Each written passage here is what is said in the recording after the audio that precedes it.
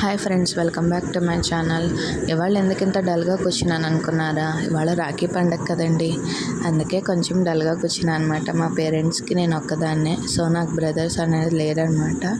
So అందుకని చెప్పి కాసేపు బాధపడ్డాను. కానీ ఆ తర్వాత నాకు అనిపించింది, ఎందుకు బాధపడాలి, నాకంటూ మా పేరెంట్స్ ఉన్నారు, మా హస్బెండ్ అండ్ ఫ్యామిలీ ఉంది.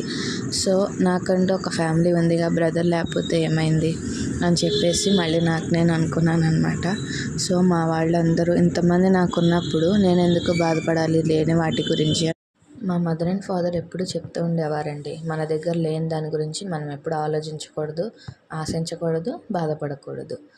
మన లైఫ్ని ఎలా ఉందో అలా లీడ్ చేయాలి, మనం దాన్ని యాక్సెప్ట్ చేసి అలాగే మనం నడవాలని చెప్తూ ఉండేవారు. సో నాకైతే ఎవరు లేరు అని నేను ఎప్పుడు బాధపడను. మా మదర్ అండ్ ఫాదర్ ఉన్నారు, ప్రజెంట్ ఇప్పుడైతే మా హస్బెండ్ అండ్ ఫ్యామిలీ ఉన్నారు, నాకు అది చాలు. హ్యాపీ రక్షాబంధన్.